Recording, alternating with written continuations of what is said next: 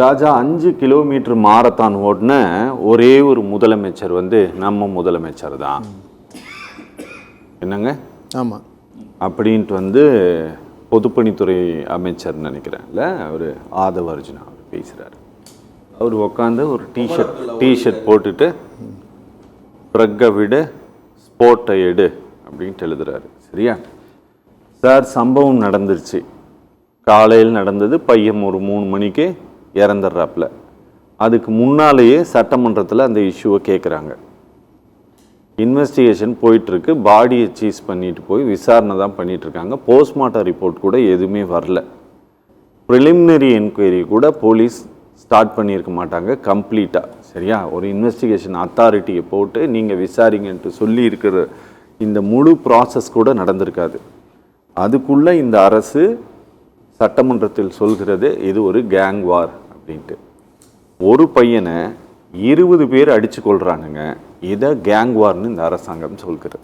எனக்கு இதில் கொடுமையாக தெரியறது என்ன தெரியுங்களா? அந்த மேரத்தான் ஓடும்போது ஏன் இப்படி ஓடுனார்னு எனக்கு தெரில. மேடையில் பேசிக்கிட்டு இருக்கும்போது ஒரு பக்கம் போய் நின்று ஒரு நாள் இப்படி பேசி ஏன் அப்படி பேசினார் அப்படிங்கிறது எனக்கு தெரியலை.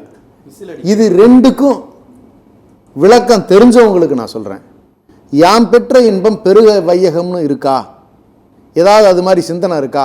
நான் யாரையுமே குறிப்பிட்டு சொல்ல. இது ஒரு நிகழ்வு, நடந்தது யாருங்கிறது, இப்படி நடந்துக்கிட்டவங்க யாருங்கிறத நம்ம கண்ணால் பார்த்தோம்.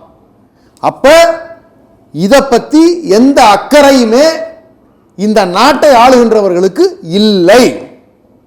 ஒரு அமைச்சர் பவுடரை போட்டு மாத்திரையை உடைச்சோம்னு சொல்றாரு. நீங்க எந்த ஆக்ஷனுமே எடுக்கல. உயர்கல்வித்துறை அமைச்சர் இதை பத்தி பேசல. பள்ளிக்கல்வித்துறை அமைச்சர் எந்திரிச்சு நின்று வெறும் கேங் வார்னு இப்பவே டிக்ளேர் பண்றாரு. அப்படின்னா இந்த ஆட்சி இந்த போதை பழக்கத்தை பத்தி கவலைப்படாத ஒரு ஆட்சியாகத்தான் இருக்கிறது. நீங்க எவ்வளவு சீரியஸான மேட்டரை நீங்க எவ்வளவு ஆக்ஷன் எடுத்திருந்திருக்கணும். மேடையில் என்னமா கூவுனீங்க?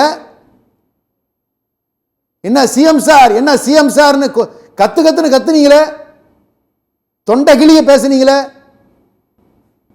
எங்க போச்சு உங்க வீராப்பெல்லாம்? என்ன நடவடிக்கை எடுத்திருக்கீங்க? என்ன பதில் சொல்லியிருக்கீங்க? ஜஸ்ட் லைக் தட் கிராஸ் பண்ணி போறீங்க. நீங்க இன்னொன்று ஒரு கொடுமையான விஷயத்தை பாருங்களேன். கோயம்புத்தூர்ல இந்த 10 நாள்ல 4 டெத் நடந்திருக்கு சார். ஆகஸ்ட் 3 பீளமேட்ல நவீன்கிற ஒரு பையன் 25 வயசு பையனை குத்தி கொண்டிருக்காங்க. அதுல 8 பேர் கைது. ஆகஸ்ட் 8 கிணத்து கடவுல அஸ்வின்கிற பையன் 22 வயசு கத்தி சுத்தியல்ல அடிச்சு கொண்டிருக்காங்க. இப்ப ஆகஸ்ட் 10 அமுதன் அடிச்சு கொல்லப்பட்டிருக்காப்ல. இப்ப இது எல்லாமே கொலைகள் என்னன்னா எல்லாம் சின்ன வயசு பசங்க அடித்து கொல்லப்படுகிறார்கள். இது கோயம்புத்தூர் ரீஜன்ல மட்டுமே நடக்கிற தொடர்ந்து நடக்கக்கூடியது நிகழ்வான்னு பார்த்தா எல்லா இடங்களையும் பிரச்சனைகள் அதிகமாகிக்கிட்டே போகுது. அண்ணன் சொன்ன மாதிரி சட்டங்கள் மிக கடுமையாக்கப்பட வேண்டும். இதுக்கு தீர்வு ஃபர்ஸ்ட் பிரதானமா அரசு எடுக்க வேண்டிய நடவடிக்கைகள் தான் மிக மிக மிக அவசியம். இது வச்சிருந்தா கடுமையான தண்டனை இருக்கும். இதை ஹேண்டில் பண்ணுனா காலேஜஸ் பிரிமிசஸ்ல பிடிச்சா காலேஜ் அடுத்த நாளே மூடப்படும். இது மாதிரியான பள்ளிக்கூடங்கள்ல நீங்க ராஜா ஒரு கன்க்ளூஷனுக்கு நீங்க இப்ப இந்த கரூர் இஷ்யூ வச்சுக்கோமே, தாமதமாக வந்ததும் ஒரு காரணம் அப்படின்ட்டு சொன்னது பெரிய பிரச்சனையாக இருந்தது தாவேகாவிற்கு. சரியா? தாமதமாக வந்ததும் இந்த அசம்பாவிதத்திற்கு காரணம்னு தான் சொன்னாங்க.